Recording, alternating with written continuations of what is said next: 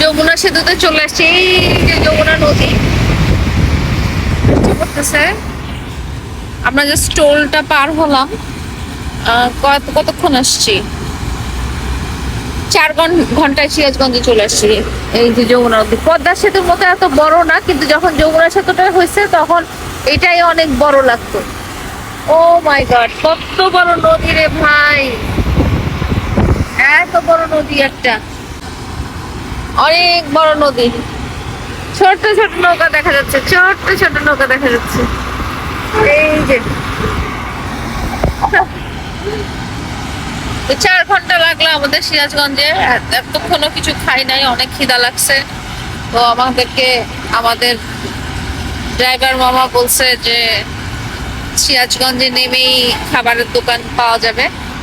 এই যে আল্লাহ, বালুর বালুর ইয়েগুলো, বালুর ট্রলার গুলো, কি অদ্ভুত। বেশিক্ষণ কিন্তু না, ব্রিজটা মনে হয় 6-7 মিনিটেই পার হইতে পারবো, কিন্তু অনেক ইয়ে, অনেকগুলো বাতাস। আর এই যে নদীতে চর পড়ে গেছে, এটা যমুনা নদী, মাঝখানে চর পড়ে গেছে। কিন্তু আজকে বৃষ্টি তো, এই জন্য ভালো করে ঝাপসা দেখাও যাচ্ছে না। ওইটা কি, অনেক বাতাস। তো ভাবলাম জানালা খুলে দিই, উড়ে যে বেশি। এই সেতুটাই তখন অনেক বড় লাগতো। আর এটার জন্য রংপুর ওইদিকে যেতে অনেক, সৈয়দপুর, বগুড়া, রাজশাহী ওইদিকে যেতে অনেকক্ষণ ধরে একটা ফেরি পার হওয়া লাগতো। এখন সেটা লাগতেছে না।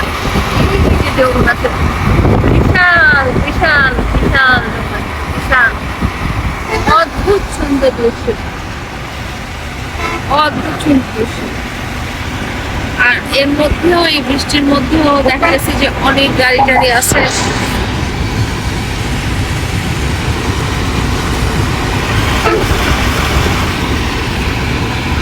অসম্ভব সুন্দর ওয়েদার।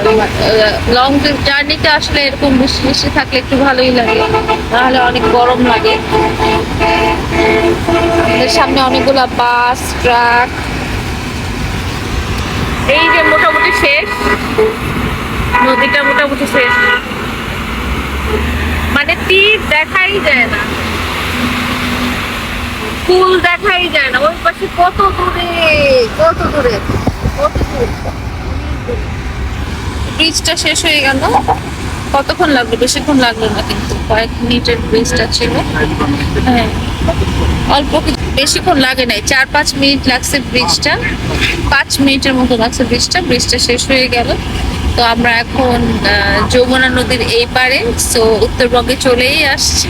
দেখা হচ্ছে।